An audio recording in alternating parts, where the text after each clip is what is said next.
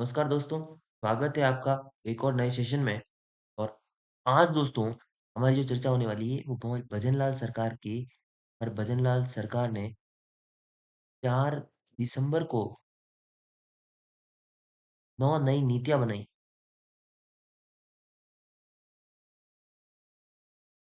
ये दोस्तों, इन नीतियों की चर्चा हम करेंगे। इसमें सबसे पहली बात जो मैं आपको बोल रहा हूँ, रिक्वेस्ट कर रहा हूँ आपसे कि आप इस चैनल को ज़्यादा से ज़्यादा लोग सब्सक्राइब कीजिए, जोड़िए लोगों को, हमें एक प्रोत्साहन मिलता है। Please do subscribe.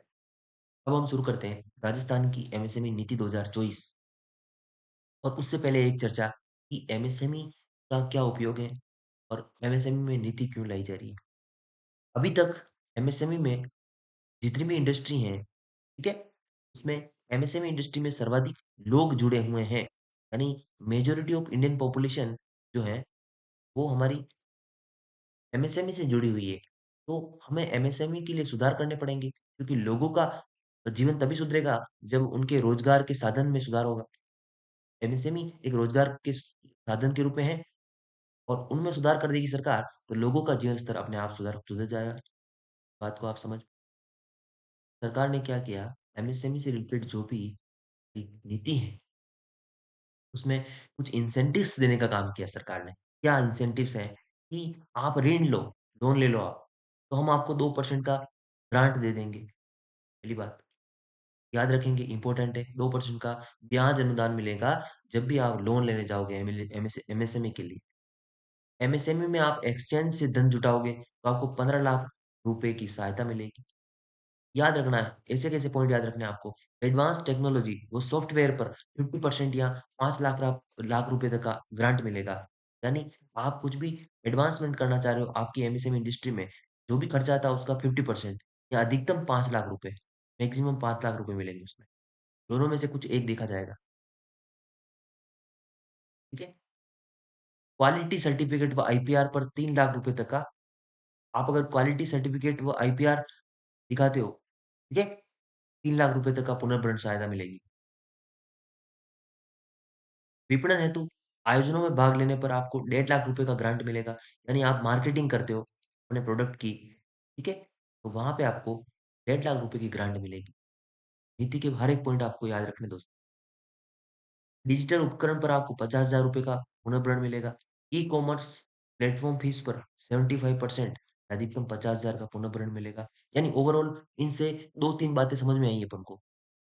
दोस्तों 2-3 बातें समझ में आई हमें कि क्या, एक तो हमें ब्याज अनुदान मिल रहा है 2% का,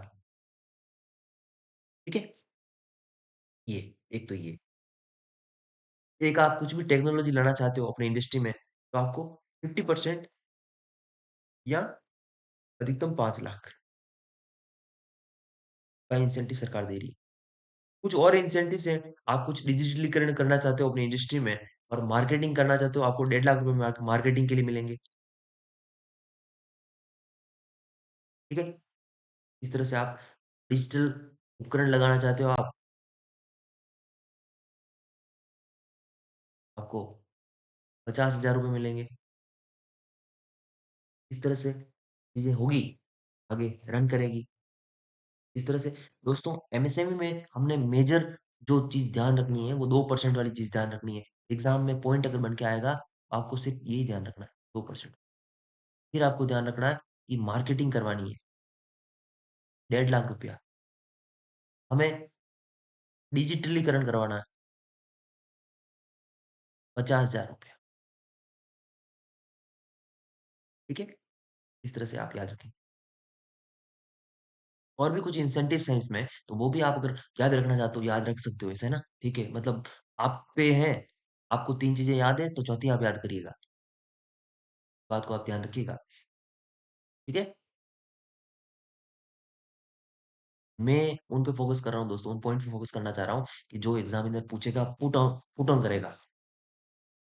एग्ज़ामिनर नहीं चाहता कि ज़्यादा से ज़्यादा फैक्ट पूछे आपसे, नहीं चाहता, कभी नहीं चाहता। अब हम राजस्थान में जो निर्यात है, उसको कैसे प्रमोट करें? एक्सपोर्ट हमारा कैसे बढ़े? इसके लिए सरकार क्या इंसेंटिव दे सकती हैं और क्या एक्सपोर्ट इंडस्ट्री के लिए कर सकती हैं? कि हमारा एक्सपोर्ट बढ़ जाए। एक्सपोर्ट बढ़ेगा तो हमारा जो फॉरेन रिजर्व्स होता है, ठीक है, वो बढ़ेगा। अल्टीमेटली हमें विदेशी मुद्रा मिलेगी। हमारा अल्टीमेटली ओवरऑल क्या होगा, जो हमारा एक अकाउंट होता है, आपने शायद पढ़ा होगा, है ना, फॉरेन रिजर्व का, उसमें इजाफा होगा।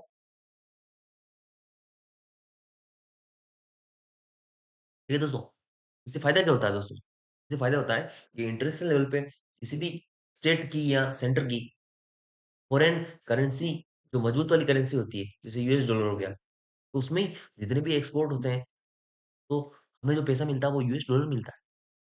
वो हमारे पास ज्यादा होगा तो अपने औकात या हैसियत बढ़ जाती है। ओवरऑल ऐसे कहने का मतलब ये। तो हमें उद्यमों उद्यमी जो भी हैं, जो एक्सपोर्ट करने का काम कर रहे हैं लोग, उनको क्या प्रोत्साहन दें? तो मुख्यमंत्री निर्यात वृद्धि अभियान चलाया है एक हमने, कि नए उद्यमों को जो भी एंटरप्रेन्योर हैं, उसको निर्यातक बनने हेतु प्रोत्साहित किया जाए दोस्तों। एक तो आप अपने गुड्स को ऑल ओवर इंडिया बेचते हो, ठीक है? इंडिया से बाहर आप सप्लाई नहीं करते हो।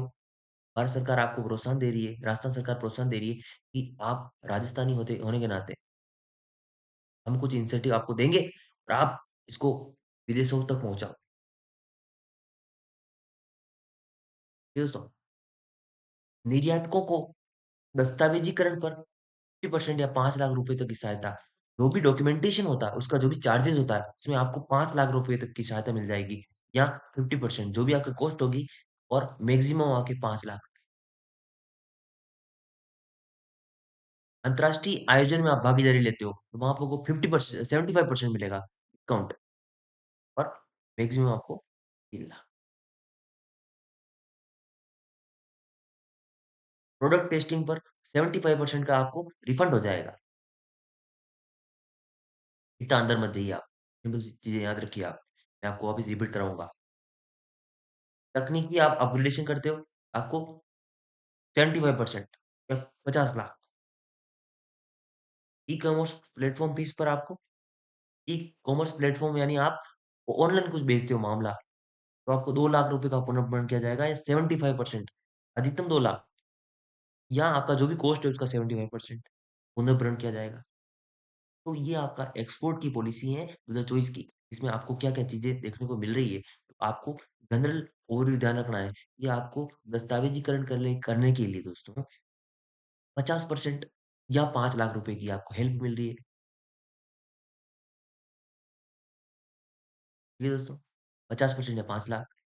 फिर आपको अंतर्राष्ट्रीय आयोजन में भागीदारी के लिए 75% या 3 लाख।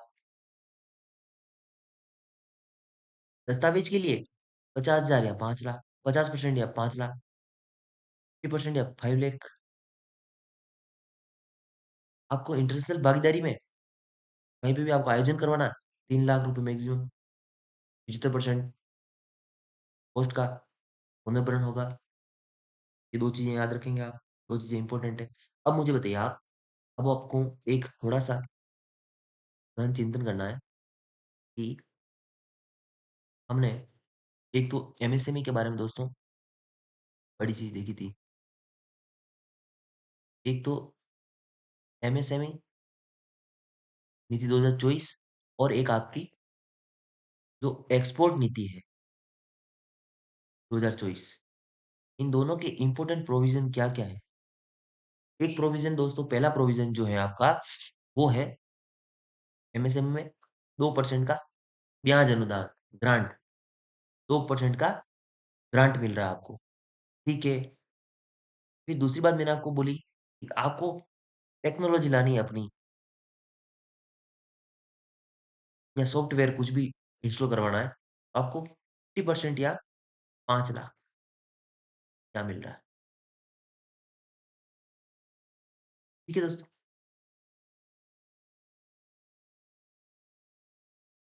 आपको डिजिटल कुछ उपकरण खरीदना है, तो आपको 50,000 रुपए मिल रहे हैं।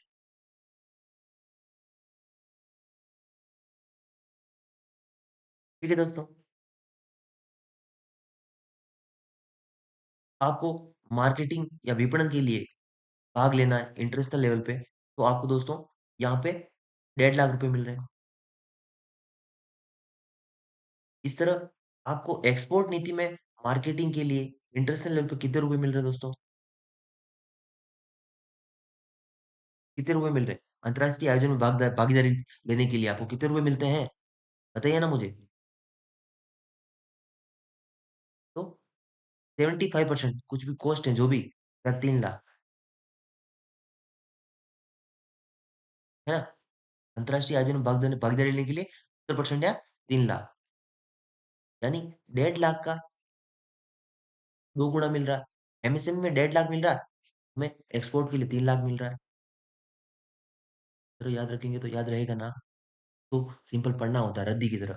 एक होता है कॉम्बिनेशन बना के पढ़ने का होता है, कि जोड़ के पढ़े चीज़ों को।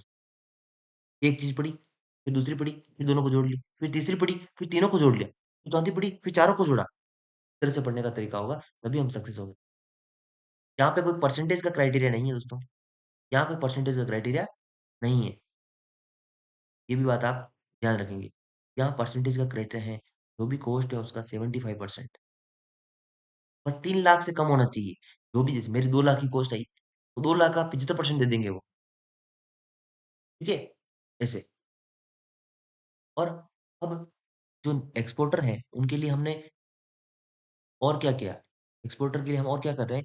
तो जो दस्तावेजीकरण है, जो भी डॉक्यूमेंटेशन है दोस्तों, के लिए इन्होंने 50% कॉस्ट का या 5 लाख यहाँ पे हेल्प हो रही है।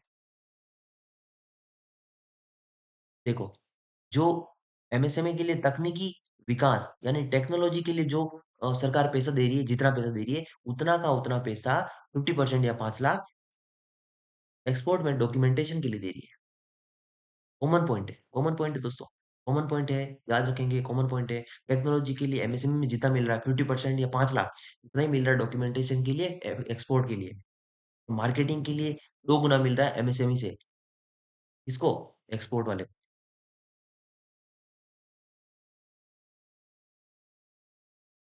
याद रखेंगे, याद रखेंगे दोस्तों, इस तरह से याद रखेंगे, ठीक है? और टेक्नोलॉजिकल एडवांसमेंट करना है, टेक लानी है, तो टेक के लिए कितना दे रहे हैं इनको?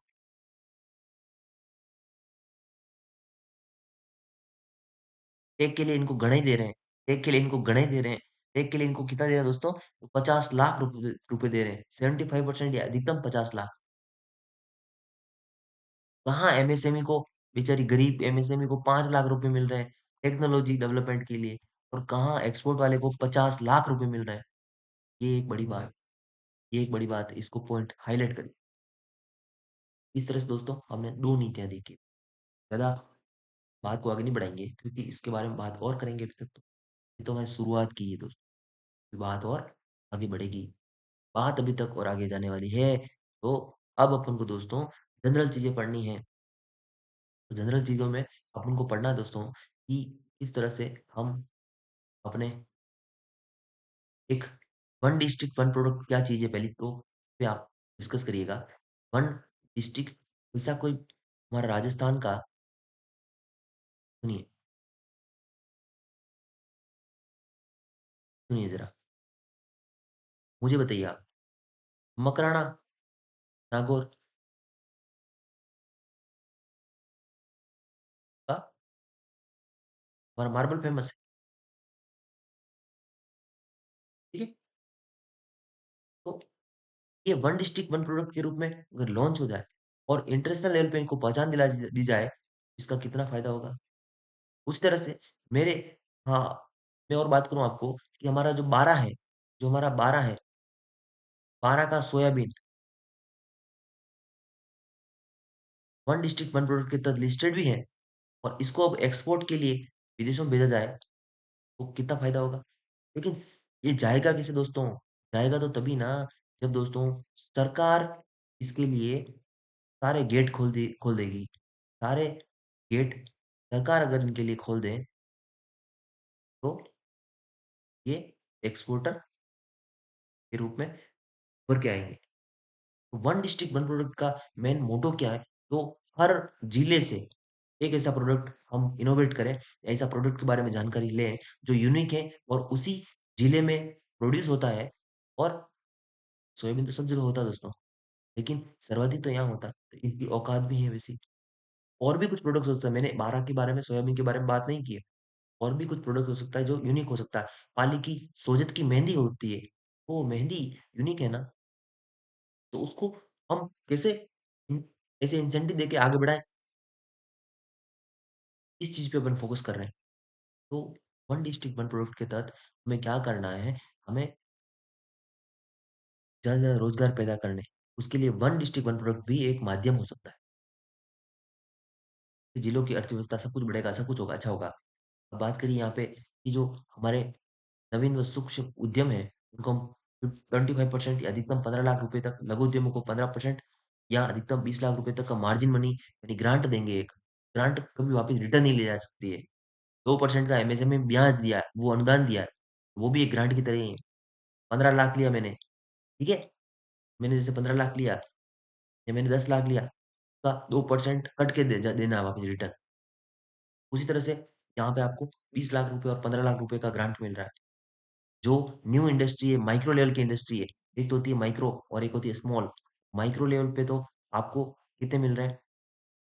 माइक्रो लेवल पे आपको 15 लाख मिल रहे हैं, अधिकतम 25% या 15 लाख, और स्मॉल के लिए आपको 20 लाख रुपए मिल रहे हैं। और सूक्ष्म और लघु उद्यमों को एडवांस टेक्नोलॉजी व सॉफ्टवेयर पर काम करना है, तो 50% या 5 लाख। जो अपनी एमएसएमई नीति है, उसमें भी तो यही है। उसमें भी तो दोस्तों यही है कि टेक्नोलॉजी लानी है, आपको 50% या 5 लाख रुपए मिलेंगे। यही कॉमन पॉइंट है दोस्तों। एमएसएमई के लिए भी ये कॉमन पॉइंट है, याद रखिएगा। ये टेक्नोलॉजी वाला जो पॉइंट है दोस्तों, वो एमएसएमई के लिए भी कॉमन पॉइंट है, और एक जिला एक उत्पाद में पॉलिसी में भी ये कॉमन पॉइंट है कि 50% या 5 लाख रुपए आपको हम अपने इंडस्ट्री में, आप जो भी इंडस्ट्री डेवलप करना चाह रहे हो दोस्तों, उसमें आपको तकनीकी विकास के लिए 5 लाख रुपए या आपकी जो भी कॉस्ट होती है, उस पे आपको 50% का ग्रांट देंगे। ये आपके एमएसएमई के लिए भी लागू होता है, ये आपके एक जिला एक उत्पाद नीति के लिए भी लागू होता है। और ऐसी ही चीज़ हमने किसके लिए पढ़ी थी? ऐसी की ही चीज़ अपन ने किसके लिए पढ़ी थी? तो हमने एक्सपोर्ट नीति के लिए पढ़ी थी। पर वो तकनीकी के लिए नहीं थी, वो तकनीकी के लिए नहीं थी, वो डॉक्यूमेंटेशन के लिए थी। वो दोस्तों डॉक्यूमेंटेशन के लिए थी। आप ज़रा गौर फरमाइएगा दोस्तों, हम अपनी वन डिस्ट्रिक्ट, वन प्रोडक्ट में हम अगर डॉक्यूमेंटेशन की बात करें, तो पता नहीं क्या है, लेकिन अपन टेक्नोलॉजी की बात कर रहे हैं, तो टेक्नोलॉजी में जो एमएसएमई की बात हो रही थी, ये टेक्नोलॉजी यही रिपीट होगी यहाँ पे। टेक्नोलॉजी के मामले में तो एमएसएमई और दोनों का मामला सेम है, लेकिन एक्सपोर्ट में हमने डॉक्यूमेंटेशन वाली बात की थी ना, वहाँ पर भी 50% या 5 लाख रुपए की बात है। ये बात समझ में आई आपको? कुछ ईज़ी बातें हैं जिसको मैं आपको बताना चाह रहा हूँ, तो वो समझिएगा आप।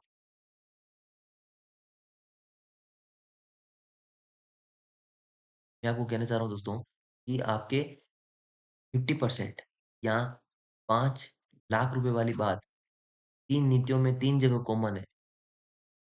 एक तो एमएसएमई, एक आपकी एक्सपोर्ट, और एक आपकी one district one product. One district one product और एमएसएमई में जो भी आपका टेक्नोलॉजिकल एडवांसमेंट है, उसके लिए लागू होता है। एक्सपोर्ट में आपके डॉक्यूमेंटेशन के लिए यही चीज़ लागू होती है। 50% या 5 लाख वाला फ़ॉर्मूला, ये कॉमन पॉइंट हो गया। इस तरह से आप नोट्स बनाएँगे, इस तरह से आप चीज़ें निकालेंगे ढूँढ के, और आपको प्रयास करने की ज़रूरत नहीं है। हम आपकी मदद कर रहे हैं। आप यहाँ से इस पॉइंट को रट सकते हैं, देख सकते हैं, एग्ज़ाम में आपसे पूछा जाएगा तो आप क्वेश्चन को 100%, 100% सही करेंगे। ठीक है दोस्तों? चलें आगे, बात कर लेते हैं वन डिस्ट्रिक्ट वन प्रोडक्ट के बारे में। तो अब हमें कुछ और जानकारियाँ भी लेनी है वन डिस्ट्रिक्ट वन प्रोडक्ट की। तो क्वालिटी सर्टिफिकेट आईपीआर पर 75% या 3 लाख तक का पुनर्भरण होगा। क्वालिटी सर्टिफिकेट व आईपीआर पर 75% या 3 लाख का, 75% व 3 लाख का। जबकि हमने ऐसी चीज़ और कहीं देखी थी,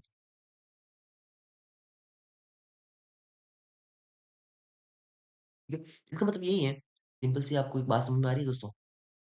वन डिस्ट्रिक्ट वन प्रोडक्ट जो है वो एमएसएमई नीति के अंदर ही आ रहा है।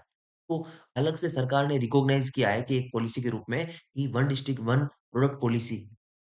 लेकिन ये पॉलिसी अलग नहीं मानी जा सकती। मैं नहीं मानता ऐसा, क्योंकि सरकार एक तीर से दो निशाने लगा रही है। ऐसा मैं क्यों कह रहा हूँ दोस्तों? आपको समझ में आ रहा है? ऐसा इसलिए कह रहा हूँ क्योंकि इन्होंने नीति तो एक बनाई दोस्तों, एमएसएमई, और उसके जो भी इंसेंटिव थे, वो वन डिस्ट्रिक्ट वन प्रोडक्ट के अंतर्गत दे रहे हैं। यानी एमएसएमई के अंडर में ही आ रहा है वन डिस्ट्रिक्ट वन प्रोडक्ट। बात समझ में आई आपको? यानी मैंने एक योजना बना दी और फिर बोला इसका लाभ उन उद्योगों को मिलेगा। कौन से उद्योग? तो लघु और सूक्ष्म उद्योग। लघु और सूक्ष्म उद्योग खुद एमएसएमई है ना, तो अलग कुछ नहीं होगा इसमें। जो इंसेंटिव है, जो बातें हैं, वो भी सेम है। विपणन आयोजनों में आप भाग लेते हो, 2 लाख रुपए की हेल्प मिलेगी आपको। ई प्लेटफ़ॉर्म के लिए आपको 75% या 1 लाख रुपए प्रतिवर्ष का 2 साल तक आपको पुनर्भरण किया जाएगा। कैटलॉगिंग और ई-कॉमर्स वेबसाइट विकसित करने के लिए कुछ चीज़ें अलग हो सकती है। जो चीज़ें आपको ओडी-ओपी के लिए, वन डिस्ट्रिक्ट वन प्रोडक्ट के लिए ज़रूरी हैं कि आप दुकान खोलोगे, उसके लिए कुछ इंसेंटिव सरकार दे रही है। तो वो ये, आप ई-कॉमर्स वेबसाइट खोलते हो, तो उसके लिए 65% या 75% ₹1000 एक मुश्त सहायता मिलेगी। तो आप ध्यान रखेंगे, ठीक है? ई क कॉमर्स प्लेटफ़ॉर्म फीस पर 75% या 1 लाख रुपए तक का प्रतिवर्ष का 2 साल तक पुनर्भरण किया जाएगा। ये चीज़ें आप याद रखिए, 2 पॉइंट आप याद रख लीजिएगा, ठीक है? हाइलाइट कर दी जाएँगी।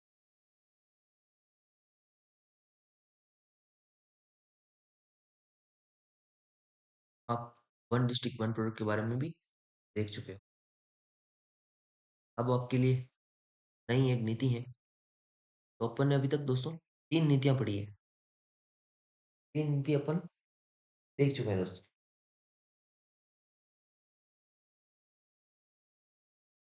खैर, अब थोड़ा-सा एक एकीकृत क्लस्टर विकास योजना स्कीम है।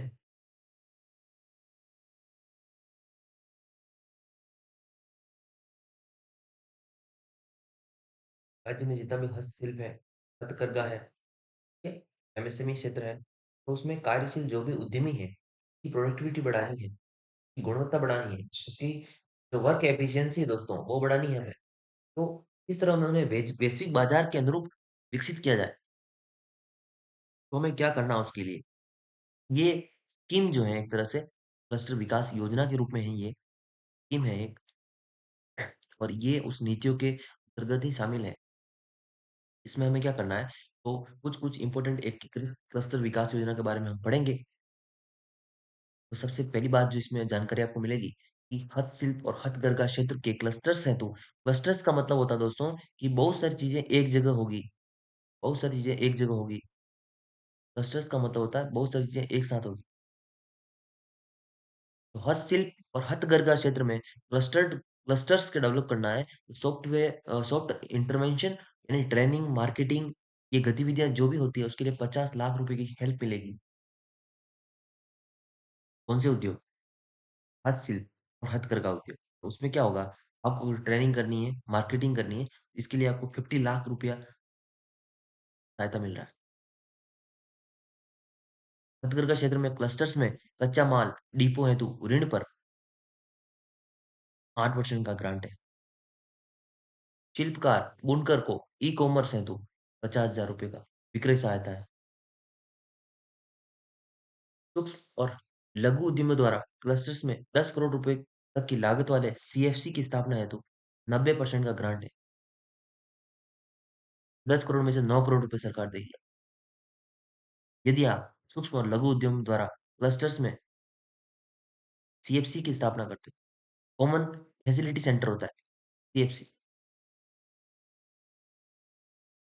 गैर रिको औद्योगिक क्षेत्रों में विद्यमान क्लस्टर्स में आधारभूत सुविधा के विकास हेतु 10 करोड़ रुपए तक की परियोजना की लागत में 8 करोड़ रुपए 80% सरकार देगी।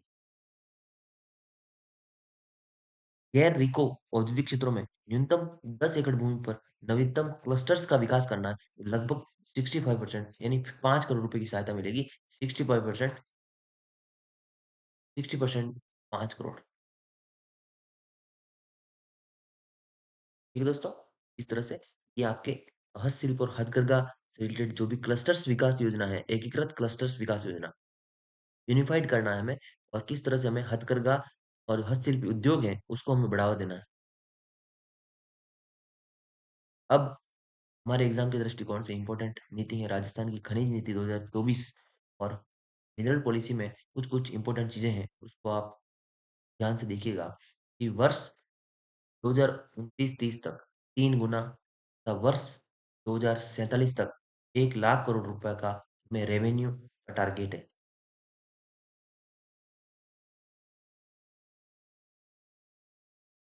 कितना रेवेन्यू करना है हमें?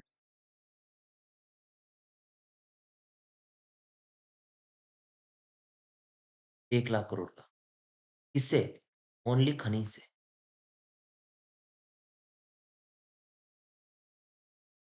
29-30 तक हमें 50 लाख मतलब 47 तक हमें 1 करोड़ रोजगार, 1 करोड़ हमें क्या करना है? एम्प्लॉयमेंट जनरेट करना है।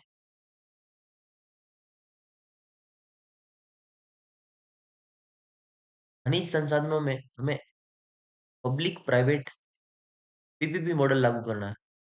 निवेशकर्ताओं का सहयोग लेना है और अभी हमारे जयपुर में जेईसीसी में क्या हुआ था?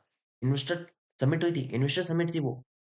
अंतर्राष्ट्रीय जो भी इन्वेस्टर्स हैं, वो वहाँ आए थे समिट में और किस तरह से हमारी सरकार ने ये प्रयास किया है कि राइजिंग राजस्थान के माध्यम से कि लोगों को हम अपनी राजस्थान में जो भी खनिज संसाधन है या जो भी इन्वेस्टर है उनको बताएँ, ये राजस्थान आपके लिए खुला हुआ है। ठीक है? राजस्व अपवंचना को रोकने के लिए geo fencing, RFID check post, GPS vehicle ये सब कुछ जो भी सर होता है उसको रोकने के लिए चीज़ें। ईज़ एंड डूइंग बिज़नेस है तो बिज़नेस है तो परमिट और अनुमतियों की प्रक्रिया में सुधार करना है। आवाक-गजावा पद्धति से ईंटों निर्माण में ये बहुत इम्पोर्टेंट है। देखिए ज़रा, आवाक-गजावा पद्धति से ईंटों के निर्माण में तो प्रयुक्त मिट्टी पर देय रॉयल्टी में छूट। आवाक-गजावा पद्धति किससे संबंधित होती है? ईंटों के भट्टों में यूज़ होती है, ईंटों के निर्माण में होती है। ये आपको ध्यान रखना है। समझे बात? अब ज़रा एम्स एंड पॉलिसी देख लीजिएगा। अब फटाफट अपन ज़्यादा बात नहीं करेंगे, बकवास नहीं करेंगे, टाइम ज़्यादा प्रोसेस लेगा, अपन बाद में इसको यूनिफाइड करके पढ़ लेंगे। ठीक है? एमसेंट के बारे में देख लेते हैं। एमसेंट को हमें उद्योग का दर्जा देना है। जिस तरह से अपन ने पर्यटन को 2022 में आई थिंक 2022 में पर्यटन को उद्योग का दर्जा दिया, पूर्ण उद्योग का। उस तरह से हमें एमसेंट को भी एक उद्योग का दर्जा देना है। राजस्थान इन्वेस्टमेंट प्रमोशन स्कीम 2024 के अंतर्गत परिलाभ एमसेंट यूनिट की स्थापना में टर्नओवर या अनुभव की बाध्यता समाप्त करनी है। यानी कोई भी एम-सैंड की यूनिट खोलना चाह रहा है, उसमें कुछ टर्म्स एंड कंडीशन होती थी टर्नओवर की और अनुभव की, वो हमें खत्म कर दी है। एम-सैंड के निर्माण में प्रयुक्त ओवरबर्डन पर दे डीएम, एफटी की राशि में 100% छूट कर दी है। सरकारी भूमि पर पड़े ओवरबर्डन दे रॉयल्टी में 50% की छूट है। सरकारी भूमि पर पड़े ओवरबर्डन की नीलामी में आरक्षित दर में 50% की कमी कर दी। एम-सैंड के उत्पादन में प्रतिवर्ष 20% की वृद्धि। सरकारी प्रायोजन हेतु ये सबसे इम्पोर्टेंट पॉइंट पता है क्या है? ये वाला पॉइंट है, जो पहले भी था जो पहले भी था दोस्तों, कि 25% की अनिवार्यता है, कोई भी अगर पब्लिक इंफ्रा बन रहा है, उसमें एम-सैंड का यूज़ होगा। कितना? 25%। ठीक है? इस तरह से ये एक पॉलिसी ये है।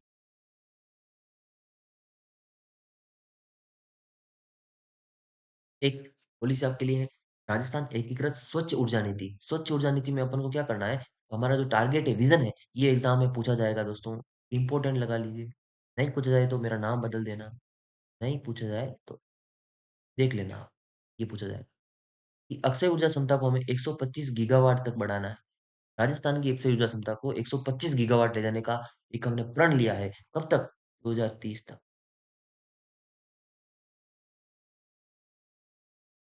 अक्षय ऊर्जा, biomass, waste energy, green hydrogen के प्रावधानों एवं ऊर्जा भंडारण के नवीन प्रावधानों का इसमें समावेश किया है। हमें जो टारगेट मिला है, वो टारगेट क्या है? एट द रेट 2030 तक हमें क्या करना है? 125 गीगावाट रिन्यूएबल एनर्जी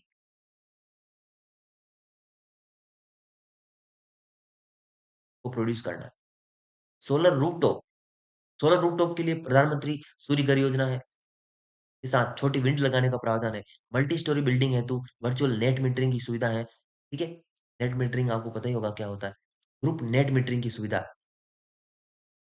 सभी अक्षय ऊर्जा परियोजनाओं, पार्कों को राजकीय भूमि आवंटन, ये वर्चुअल पीपीए आधारित परियोजना, कार्बन ट्रेडिंग, ऊर्जा दक्षता, ये कुछ काम की चीजें नहीं। जीरो बिल्डिंग कुछ नहीं होता है। बस ये होता है कार्बन का एमिशन आप जितना जीरो करोगे और वो जीरो जीरो बिल्डिंग हो जाएगी। तो ये आपको ध्यान रखना है। एक ही पॉइंट ध्यान रखना है।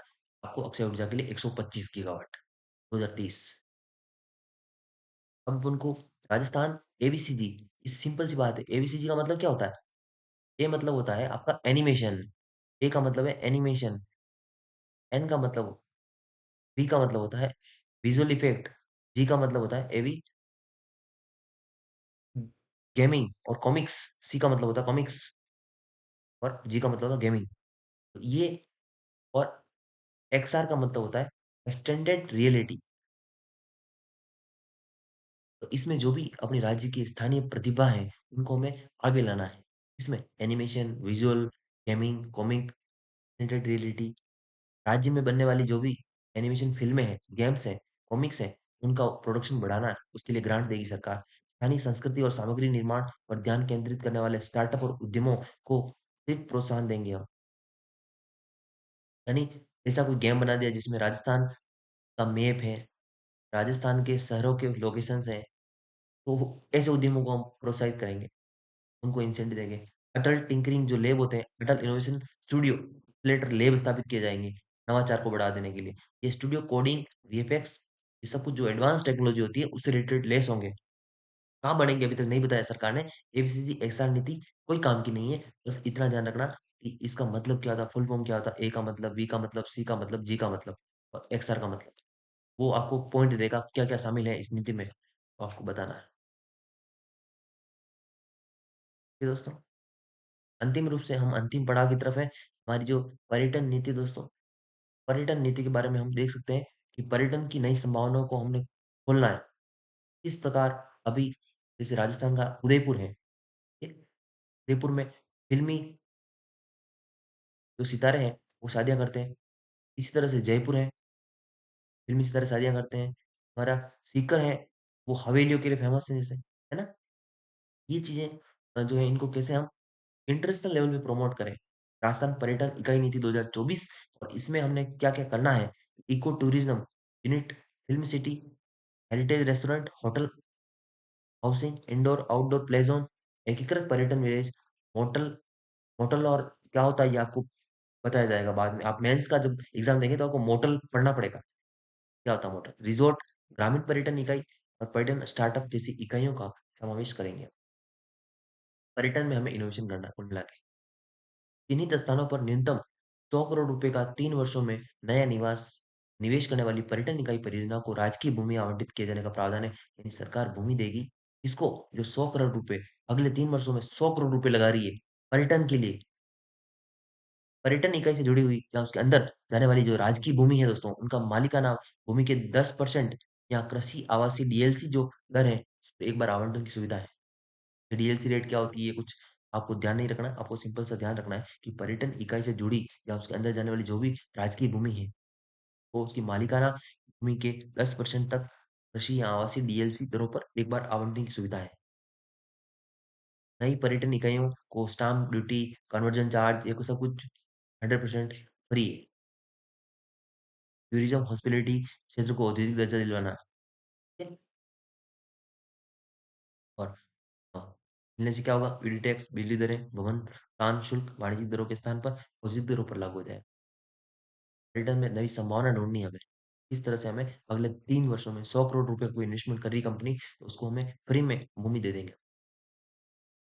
ये हमारी नीतियाँ यहाँ तक चलती है और खत्म होती है। अब अपन ने जो कुछ 2-3 इम्पोर्टेंट नीतियाँ पढ़ी थी, जिसके बारे में हमें ध्यान रखना है, वो 3 नीतियाँ थी। और के बारे में हम निश्चित एक बार चर्चा करेंगे। जी दोस्तों, आप मेरे साथ हैं? क्या आप मेरे साथ हैं? जी दोस्तों, अब हम एक रिवीजन मोड में बात करने वाले हैं।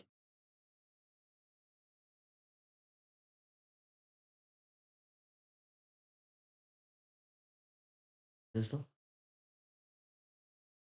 एक हमें पढ़ना है एमएसएमई और एक हमने पढ़ना है एक्सपोर्ट और एक पढ़ना है वन डिस्ट्रिक्ट वन प्रोडक्ट। तीनों को अपन साथ में देखते हैं। चलिए,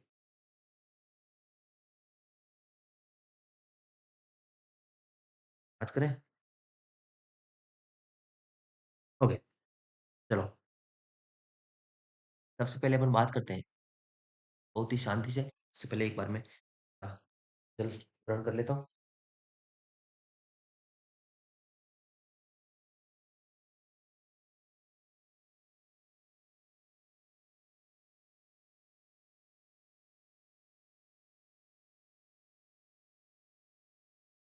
चलिए, बात करते हैं। सबसे पहले आपको एमएसएमई के बारे में पढ़ना है।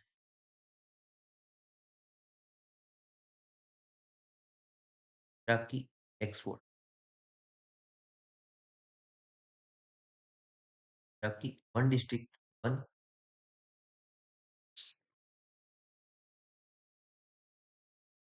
एमएसएमई में इम्पोर्टेंट पॉइंट आपको देखना है, वो क्या है कि कोई भी आप लोन लेते हो तो उसपे आपको 2% का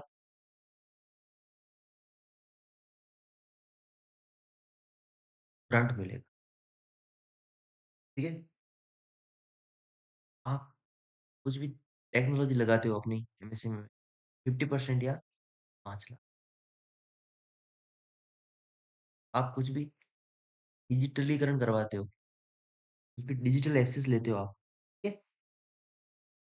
या डिजिटल उपकरण लेते हो आप, उसके लिए आपको 50,000 रुपए तक का हेल्प होगा।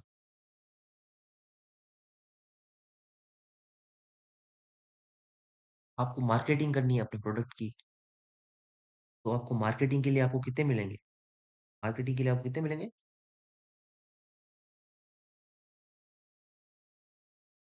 4 पॉइंट हो गए।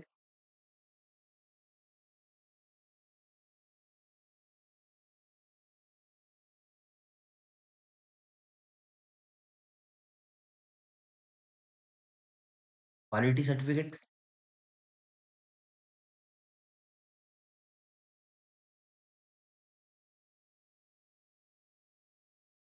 और आईपीआर के लिए आपको इसमें 3 लाख रुपए।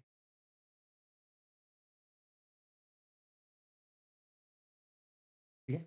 सारी बात कर रहे हैं हम।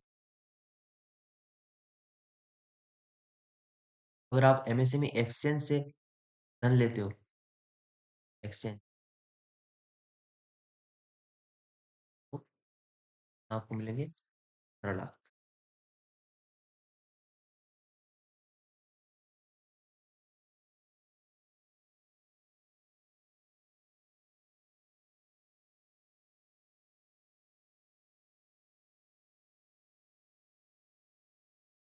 ई क्या कॉमर्स जो प्लेटफॉर्म है, उससे संबंधित एक पॉइंट है, तो आप हाईलाइट कर लीजिएगा।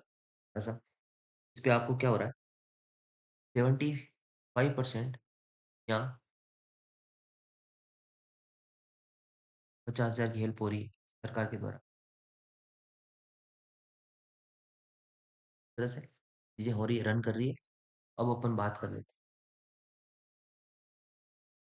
हैं इसी एमएसएमई के बारे में। तो एमएसएमई के बारे में अपन एक ओवरव्यू रखना है, 50,000 रुपये।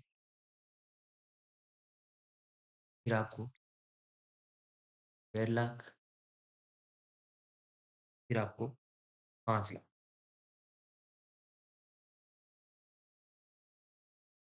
फिर आपको 15 लाख। कैसे याद करना, मैं करा रहा हूँ, सुनिए आप। तो 50,000 आपको किस लिए मिले? आपको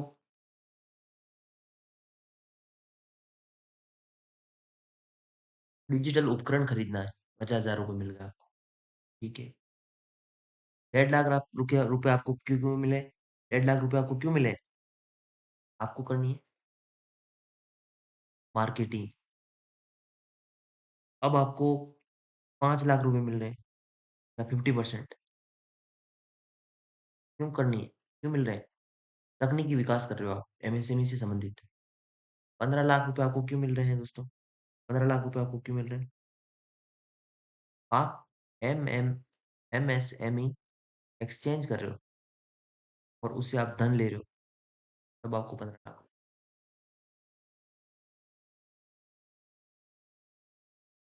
पास में आई, यानी आपके पास कोई इन्वेस्ट दूसरी थी, आप एमएसएमई में कन्वर्ट हुए, 15 लाख रुपए मिले।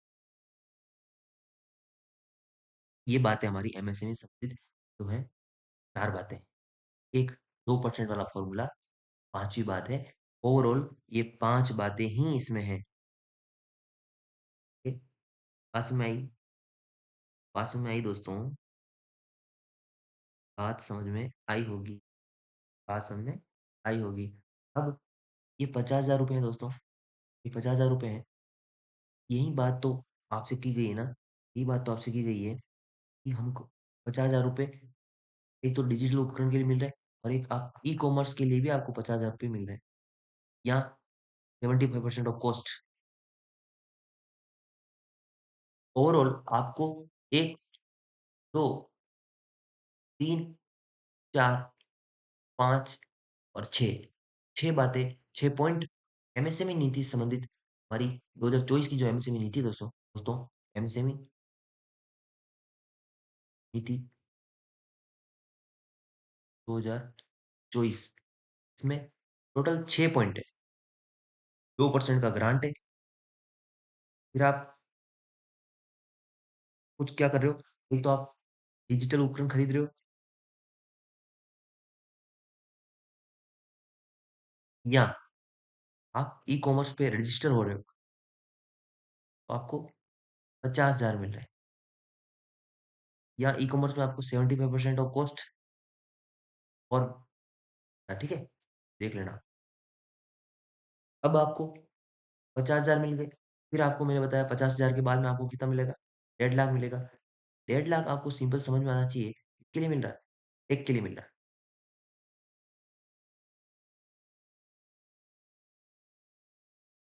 सॉरी दोस्तों, सॉरी दोस्तों, 1.5 लाख रुपए आपको किस लिए मिल रहा है? 1.5 लाख रुपए आपको किस लिए मिल रहा है? 1.5 लाख रुपए आपको किसके लिए मिल रहे हैं? ये आपको मार्केटिंग के लिए मिलते हैं, है ना? ये चीज़ आप ध्यान रखिएगा। अब आप मार्केटिंग के बाद में क्या करोगे? मार्केटिंग के बाद में क्या करना चाह रहे हो? आप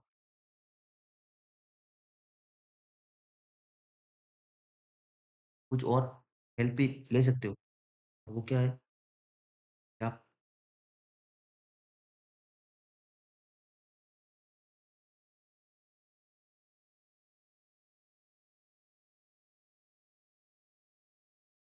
हाँ जी, चलिए अपने बात कर लिए 2% ब्याज अनुदान की, डिजिटल उपकरण और ई-कॉमर्स के लिए 50,000 की, मार्केटिंग के लिए 1.5 लाख रुपए की। अब 1.5 लाख से बढ़कर हम बात करेंगे, तो बात करेंगे हम यहाँ पे 3 लाख रुपए की। जब भी आप क्वालिटी सर्टिफिकेट की बात करोगे या आईपीआर की बात करोगे, आईपीआर के लिए आपको मिलेंगे 3 लाख रुपए। 5वीं बात कर लेते हैं, 5वीं बात कर ले दोस्तों, 5वीं बात आपको पता होगी, 5वीं बात क्या है आपके? तो 15 लाख, डेढ़, 3 और 15 वो, ये मिलेगा आपको 15 लाख रुपए एमएसएमई एक्सचेंज से धन जुटाने पर। इसकी कोडिंग और क्या होगी आपसे बता देता हूँ मैं, 1.5 लाख का 2 गुना, फिर आप यहाँ पे डायरेक्ट 5 गुना कीजिए। इतना ध्यान नहीं रखना आपको, सिंपल सी बात है। 50,000 है, 1.5 लाख है, 3 लाख है, 15 लाख है। 50,000 है, 1.5 लाख है, 3 लाख है, 15 लाख है। डिजिटल उपकरण, commerce 50,000, marketing 1.5 lakh, IPR 3 lakh, MSME exchange से 15 लाख, 2% का ग्रांट है। ये 5-6 बातें हैं एमएसएमई जी, इसे तो आई होप एमएसएमई नीति आपको समझ में आई होगी, के प्रोविज़न्स आपको समझ में आए होंगे। तो अपन नई नीति जो है हमारी एक्सपोर्ट वाली थी। एक्सपोर्ट में हमें कॉमन पॉइंट देखने हैं, बात कर लेते हैं एक्सपोर्ट में। एक्सपोर्ट में दोस्तों बात करनी है, एक तो हमें डॉक्यूमेंटेशन करवाना है। डॉक्यूमेंटेशन के मैंने आपको बताया था, जो आपको तकनीकी के लिए पैसा लग रहा है, वही इधर डॉक्यूमेंटेशन में जा रहा है। डॉक्यूमेंटेशन में आपको कितना जा रहा है? 50% ऑफ कॉस्ट या 5 लाख। जो आपके एमएसएमई में डिजिटल टेक्नोलॉजी के लिए लग रहा है, वो आपके डॉक्यूमेंटेशन के लिए लग रहा है एक्सपोर्ट में।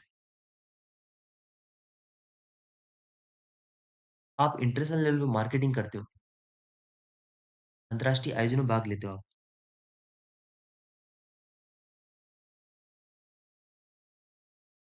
ठीक है? अंतर्राष्ट्रीय आयोजनों में भागीदारी, इंटरनेशनल भागीदारी। तब आपको कितना मिलता है दोस्तों? आपको 3 लाख, तब आपको मिलता है 75% या 3 लाख, ठीक है?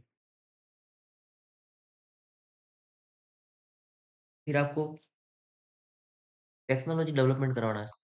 टेक्नोलॉजी डेवलपमेंट के लिए आपको 75% या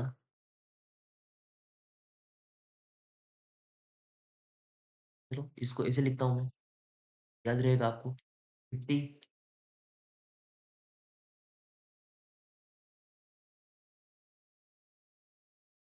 75% या 50 लाख।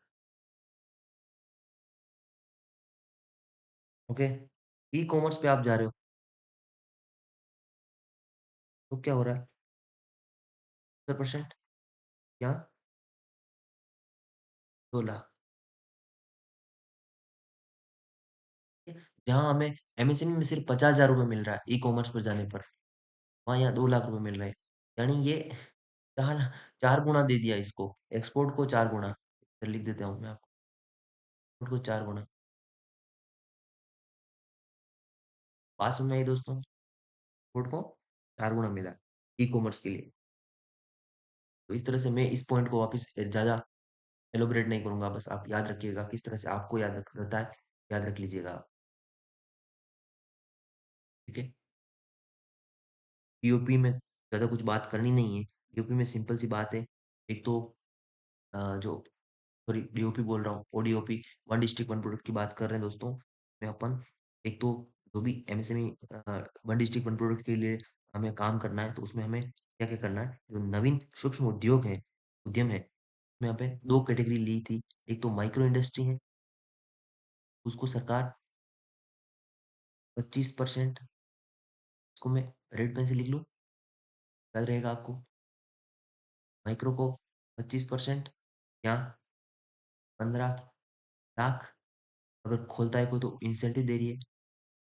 फिर आपके लिए स्मॉल जो है,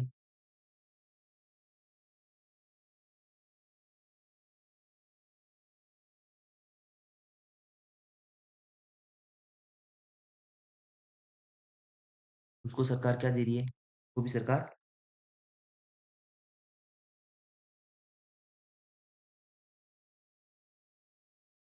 15% या 20 लाख का मार्जिन मनी दे रही है। ग्रांट है एक तरह से, मार्जिन मनी एक तरह से अनुदान है। अगर ये वन डिस्ट्रिक्ट वन प्रोडक्ट के तहत आप अगर तकनीकी विकास करते हो, ठीक है? तो तकनीकी विकास करते हो आप, आपको कितना मिलता है? 5 लाख, 50% या 5 लाख।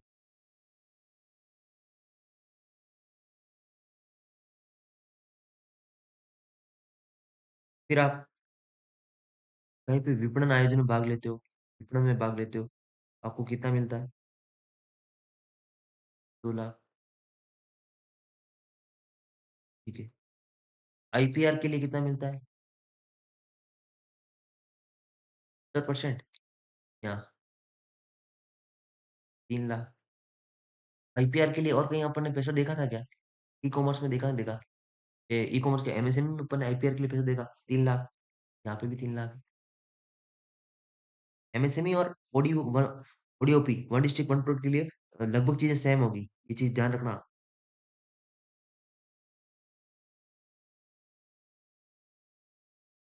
एक चीज़ अपन थोड़ी-सी गलती कर गए हैं, उसको आप सुधारिए। सुधार लीजिए एक बार प्लीज़, प्लीज़ सुधार लीजिएगा, रिक्वेस्ट है। विपणन में दोस्तों, विपणन में आप अपन बात करें, विपणन में 2 लाख है, सॉरी 2 लाख ही है विपणन में, कोई गलती नहीं है। विपणन में आपको 2 लाख की है। लेकिन ई-कॉमर्स की हम बात करें, ई-कॉमर्स पर हम बात करें, ई-कॉमर्स में हम बात करेंगे तो ई-कॉमर्स प्लेटफ़ॉर्म फीस पर 75% जो भी प्लेटफ़ॉर्म फीस है ई-कॉमर्स की, जब कोई कंपनी रजिस्टर होती है ई-कॉमर्स प्लेटफ़ॉर्म पर, उसके लिए चार्ज लगता है दोस्तों। आसान नहीं है चीज़ें सारी, हर जगह पैसा लगता है। तो वहाँ पे आपको 75% या 1 लाख रुपए का क्या होगा ग्रांट मिलेगा। और ये कब तक मिलेगा 1 लाख रुपए? प्रतिवर्ष मिलेगा, प्रतिवर्ष 1 लाख रुपए मिलेगा और 2 साल के लिए मिलेगा। ठीक है? 1 साल पर एनम, 1 साल पर एनम 2 साल के लिए मिलेगा। चलो बढ़िया बात है। और 7वाँ पॉइंट क्या है और इसका 7वाँ पॉइंट और देख लीजिएगा, ई-कॉमर्स वेबसाइट के विकास के लिए आप खुद की वेबसाइट डेवलप करनी है आपको।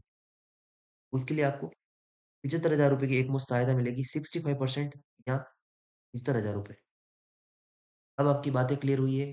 अब इस चीज़ का आप एक स्क्रीनशॉट ले लीजिएगा और चीज़ें याद रख लीजिएगा। पास में आई ये चीज़ है। एक बार ये है। 3 नीतियाँ हैं, इन 3 नीतियों को आप याद रख लीजिएगा, आपके एग्ज़ाम में क्वेश्चन सही हो जाएगा। इनसे ही पूछा जाएगा। ठीक है दोस्तों? आशा करता हूँ आपको आज की क्लास पसंद आई होगी, समझ में भी आई होगी और इन 3 नीतियों के बारे में ज़रूर ध्यान रखिएगा। मिलते हैं नेक्स्ट क्लास में और एक चीज़ ज़रूर ध्यान रखिएगा, वो है सब्सक्राइब कीजिएगा। Do subscribe, please like and share. Thank you so much. धन्यवाद।